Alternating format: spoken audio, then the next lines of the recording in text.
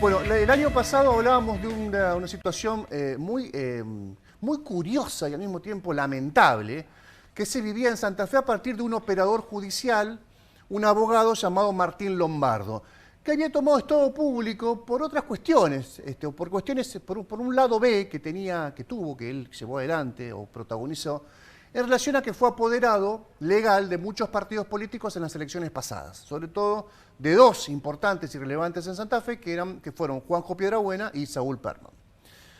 Claro, a partir de esa situación empezamos a entrar cómo Lombardo tiene tantas representaciones, digamos, no repara en representar legalmente al partido A, al B, al X, al Z o al W. Ahí no había una cuestión ideológica, ningún óbice ideológico en el que repare Lombardo a la hora de la representación.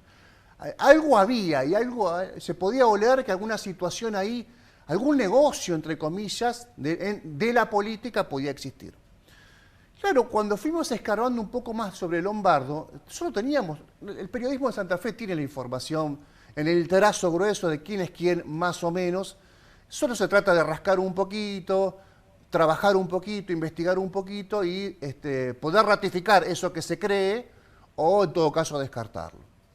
Pero en el caso de Lombardo, sinceramente era apenas pasar los dedos, ni siquiera las uñas, sobre su historial más cercano para descubrir que tenía denuncias en Santa Fe, en el Chaco, y que estaba sindicado como una especie de coordinador de estafas también en Concordia, provincia de Entre Ríos. Y nosotros, en un programa especial que hicimos sobre esta situación, pusimos, no solamente Euge, la orden de detención que pensaba sobre Lombardo, ahí la estamos viendo. Fíjense ustedes, Villa Ángela, 25 de agosto del 2020. Orden de detención para Martín Federico Lombardo de una fiscalía penal de Villa Ángela. Ahí el domicilio, bueno, que se lo buscaba a Lombardo era el del Padrón, imaginamos en Patricio Cuyen, bien al norte. Porque estaba denunciado por un productor agropecuario del Chaco por haber sido estafado por Lombardo. Claro, esta estafa fue más o menos en simultáneo y contemporáneo una estafa que Lombardo llevó adelante en Santa Fe. Ya vamos a profundizar sobre esta de Santa Fe. Pero en el mientras tanto, el ardid de Lombardo, el raíz, no ardid, sí ardid y raíz de Lombardo, llegó.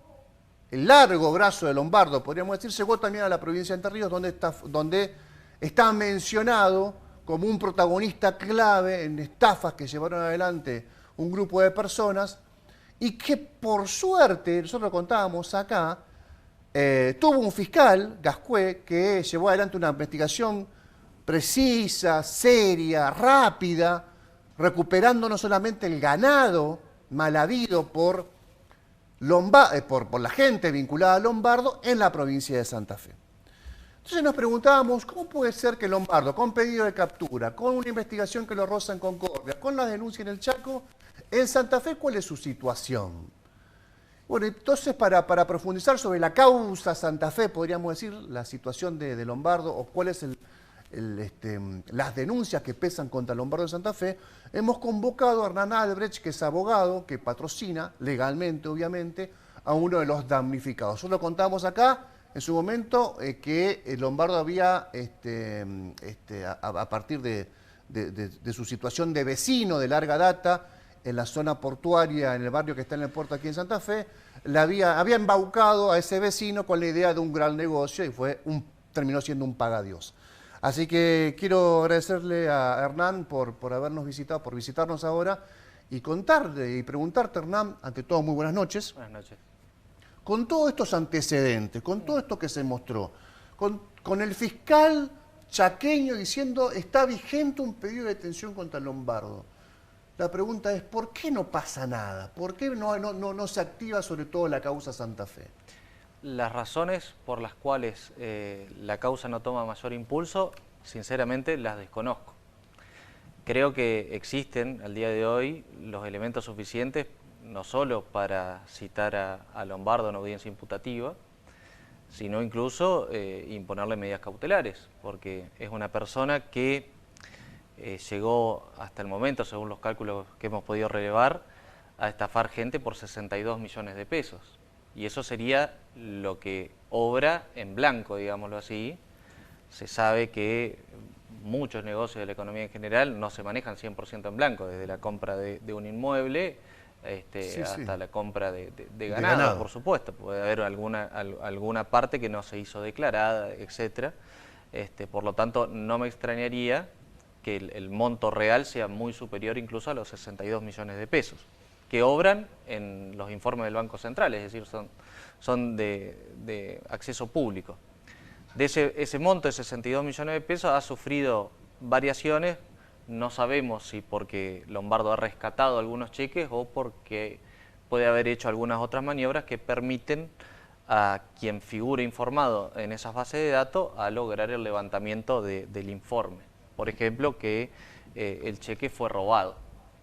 Entonces, hay distintas alternativas que a uno le permiten ir alterando ese registro. Pero estamos viendo, disculpa Marna, estamos viendo en pantalla algunos de los cheques que están en el expediente judicial, firmados por Lombardo o por la consignataria que él decía representar, ¿no? Están firmados por Lombardo en representación de dos consignatarias distintas, una Don Mateo, la otra Alimentagro. Exacto. Esos cheques en este momento están en poder de la Fiscalía y están siendo sometidos a una pericia escopométrica. Digo esto porque entiendo que no comprometen nada la investigación. Pero más allá de los cheques en sí, que es como... es lo que se ve, es estafar con firma y sello.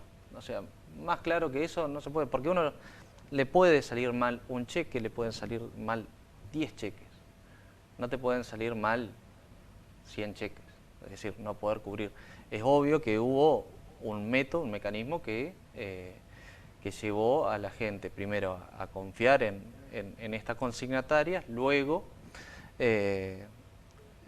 fueron las mismas personas que al haber vendido a los representantes de esas consignatarias que obraban, entendemos, bajo instrucciones de Lombardo y sus socios, las que resultaron perjudicadas porque no cobraron los montos que correspondían a los pagos no diferidos en muchos, sino poco más que inmediatos, digámoslo así. Es muy normal en negocios ganaderos que se pague con cheques a 90 días de mínimo. En este caso Lombardo abonaba quizás una parte de contado al momento de cerrar el negocio y después el resto de los pagos eran a 30, a 60, a 90 y 120 días o más. Después, en todos los casos lo mismo, muchos de esos cheques se los iba cambiando con distintas excusas a las personas, entonces en la mayoría de los casos no tienen las víctimas los cheques originarios, sino parte de los originarios y muchas veces de los otros cheques que fueron reemplazados por los originarios, pero en todos los casos los primeros y los sustitutos después no fueron cobrados. Te pido que nos cuentes cómo fue, sin el detalle que vos consideres prudente, cómo fue el caso Santa Fe. Bien. Por llamarlo así. La única diferencia en relación a los productores ganaderos es que mi cliente no es productor ganadero, sino que es empresario y por una relación de vecindad y de amistad generada por vivir en el mismo edificio durante años, y aparte una relación que cruzaba no solo la amistad entre ellos, sino también entre las esposas de Lombardo y de mi cliente. Lombardo, a lo largo de esa amistad, yo he relevado toda la mensajería de los 3 años de relación entre ellos, y Lombardo permanentemente y cada tanto tiempo le iba planteando distintos negocios de distinta índole. Y empezó en un momento, luego de ofrecerles contacto con altas autoridades provinciales, a plantearle la propuesta de invertir en negocio de comprahacienda de ganado. Consistía en que mi cliente le entregara 2 millones de pesos y él le devolvía en el término de un mes, luego de comprar hacienda y revenderla, un 15% de ganancia.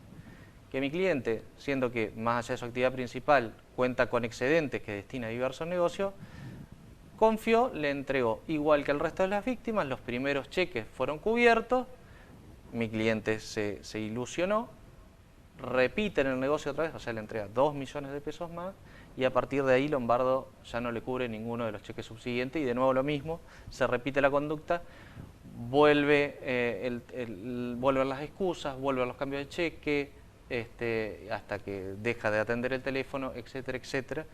Mi cliente se muda de la ciudad, se va a vivir a otro lado y esto queda, digámoslo así, en la expectativa. Hay un dato que no es poco relevante, que toda la maniobra se desarrolla en tiempo de pandemia y de cuarentenas. Por lo tanto, mi cliente y todo el resto de las víctimas se veían dificultados para moverse, para ir a reclamarle físicamente, para ir a presentar una denuncia, para ir a ver si avanzaban las denuncias, etc. No obstante eso, dada la cantidad de denuncias que efectivamente se realizaron, hoy contamos con pruebas, digámoslo así, judiciales, suficientes y claras que explican todo el funcionamiento de la organización.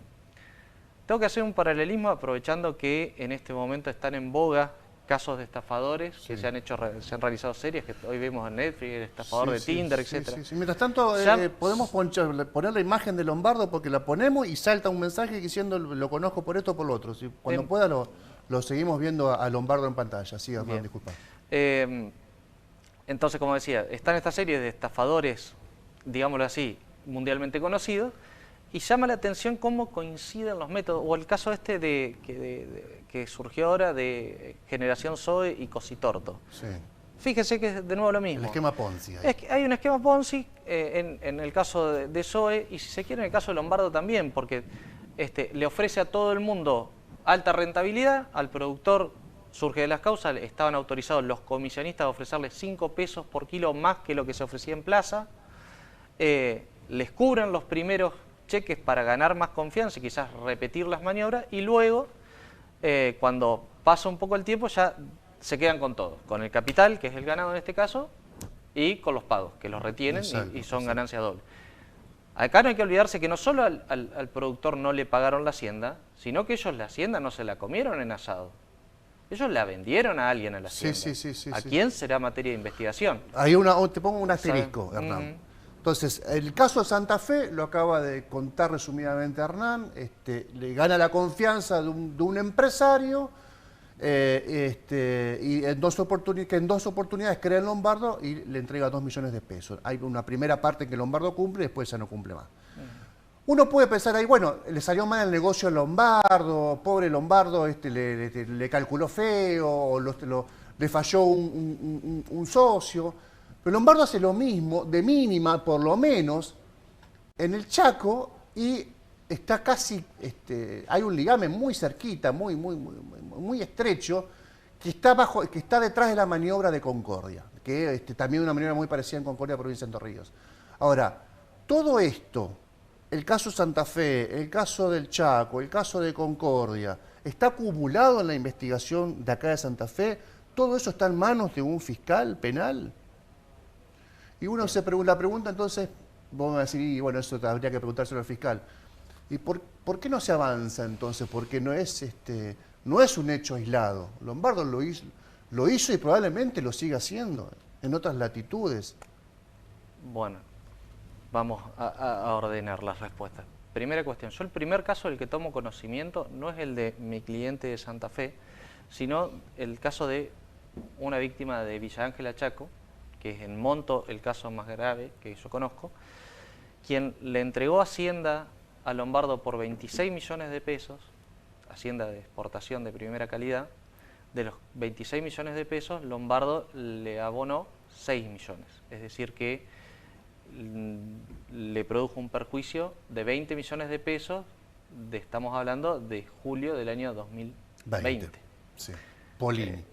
Exactamente, son más o menos $150.000, para que se den una referencia del monto de dinero que es en un solo caso. Hoy en día Pascual Polini es cliente mío también, yo también lo represento a él. Pero la causa de Polini había sido denunciada en Villa Ángela.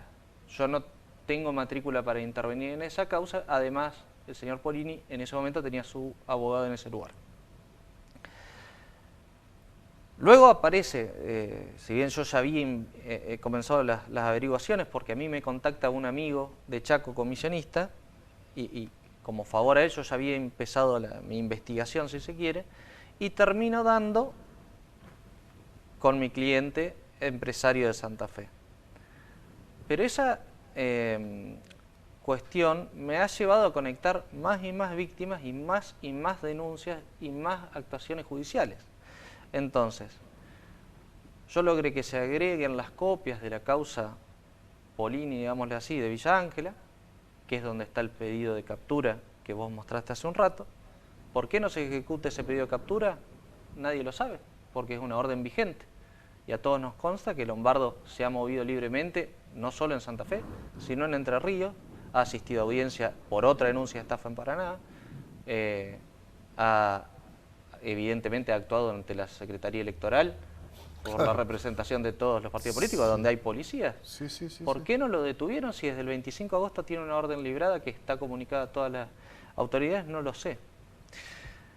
Y luego está la causa de Concordia, que vos decías que muy probablemente vincula a Lombardo. No, Héctor, claramente vincula no solo a Lombardo, sino que vincula todos los casos, los ata con un hilo conductor. Y así quienes declaran que son excomisionistas de las empresas de Lombardo, dicen claramente que los jefes eran Fraigola de Federal, que es quien aporta el domicilio de la consignataria Don Mateo de Federal, y Lombardo, que cuando van, relatan que cuando van a comprar la hacienda de Polini, pasan por Puerto Amarras, baja Lombardo de su departamento y les firma los checos. Y los mismos comisionistas sabían que Lombardo no podía firmar porque no estaba autorizado. Y que Fraigola no ponía la cara, por dichos que constan en la causa de Concordia, cuya víctima es Mietuch. Sí, lo contamos aquí en diciembre, creo. Exactamente. El único caso en donde un fiscal actuó diligentemente y logró la recuperación de la hacienda. No solo recuperaron los 30 animales que le habían robado a Smetuch, sino también las crías. Sí. O sea, se investigó penalmente a quienes desarrollaron el delito. El fiscal Ascue de Concordia no tiene ni más ni menos facultades que cualquier fiscal de Santa Fe. La causa Lombardo de Santa Fe ya va por el tercer fiscal. El primero, luego de haber tomado actos procesales iniciales y de haber ido la causa a la Oficina de Gestión Judicial para la constitución de querellante, decidió archivar la causa bajo el argumento de que era una cuestión civil. El segundo fiscal no tomó más medidas durante largos meses, más que comunicarle a este profesional la intención de llegar a un acuerdo entre Lombardo y mi cliente de Santa Fe por una suma muy conveniente en pesos, sin ningún tipo de propuesta del tipo penal, es decir, sin una probation, sin un juicio abreviado, sin nada que implique alguna respuesta del sistema penal en relación a Lombardo y alguna asunción de consecuencias penales, aunque no sea la de cárcel, por parte de Martín Federico Lombardo. Fue la Cuadra, el fiscal La Cuadra estás hablando. Exactamente. Y ahora vamos por el tercer fiscal, que interviene desde este año, digamos, formalmente, porque la asignación de la causa fue los primeros días de febrero. Y el doctor Nigro, que es el fiscal a cargo actualmente, se ha puesto en contacto con el doctor Ascue de Concordia.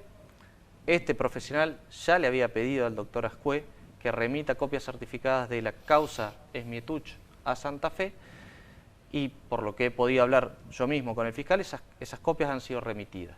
Yo no las vi físicamente en el legajo de acá, pero deberían estar. Y si no están, igual contamos con información, y yo he hablado con el fiscal y me ha confirmado toda la información que teníamos de la prensa y de otros elementos materiales respecto de la causa de Concordia. Entonces, tenemos pedido de captura de Villa Ángela, tenemos la causa de Concordia que conecta todos los casos que conocemos, porque además de los que, digamos, han generado causas penales que han avanzado, hay otras que quedaron solamente en la denuncia. Un productor de Santiago del Estero que produce en el Chaco también fue estafado, sabemos de productores perjudicados en Corrientes, y bueno, y sabemos de Entre Ríos. Es decir, actuaban en, por lo menos, 3 o 4 provincias. Sí.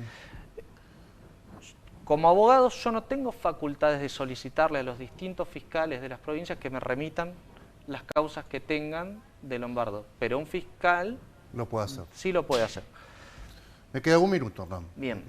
Redondeame porque después quiero agregar un par de datos más, pero Pero es interesante lo que estabas planteando. Ujú.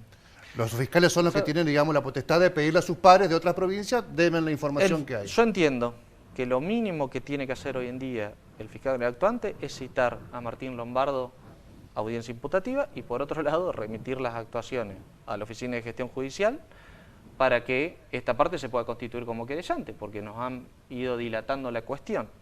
Por otro lado, le he pedido al fiscal que requiera de Migraciones información sobre si Martín Lombardo ha estado entrando y saliendo del país, porque si es así, es muy probable que se haya estado dedicando en distintos lugares a ocultar el producido de estos negocios mal habidos. Estamos hablando, hemos hablado con Hernán Albrecht, que es abogado que representa a estafados por Martín Lombardo, que además en el medio de toda esta película, de una tragedia para las víctimas, abre una empresa dedicada o destinada a prestar plata, se llama One Cash, que la abre con domicilio fiscal en Santa Fe, pero que está operando en Concordia, me dicen en este momento. Incluso creo que ya estaba vigente el pedido de captura de Lombardo cuando la provincia de Santa Fe le registra protocolarmente es la constitución de esa empresa dedicada al préstamo de dinero. Y otro dato, ya te doy el cierre, Hernán, y otro dato que es relevante. El pedido de captura contra Lombardo es de la provincia del Chaco, solamente teniendo la denuncia de un productor hay un pedido de captura. En ese momento, desde ese momento rige el pedido de captura. Después vino todo lo otro. O sea que todo lo que vino después le da volumen al modus operandi de Lombardo en todas las provincias. Imagínense que por un hecho la Fiscalía del Chaco entiende que es gravísimo que le dejen 20 millones de pesos de un pagadiós a un productor agropecuario y por eso pide la captura. Todo lo que vino después no es suficiente para la justicia de Santa Fe, no es suficiente para el Ministerio Público Fiscal de Santa Fe también tener el mismo temperamento y traerlo por lo menos a Lombardo a que se defienda de todo y buscarlo primero, ¿no? Tener la intención de buscarlo para traerlo a defenderse. A mí me parece que o que es muy flemática esa búsqueda o que directamente esa búsqueda no existe.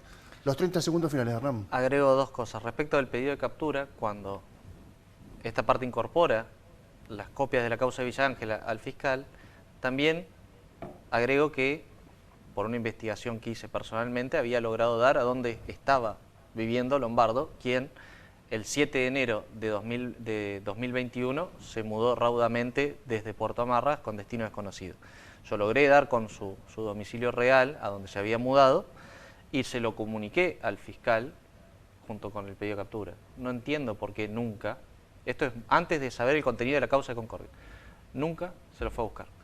Gracias, Hernán. Gracias, Hernán. Bueno, llegan los mensajes. Hay uno que da cuenta de dónde está Lombardo. Así que vamos a ser sigilosos. En todo caso, después se lo vamos a transmitir al abogado Hernán Albrecht. Muchas gracias, Hernán, por la visita.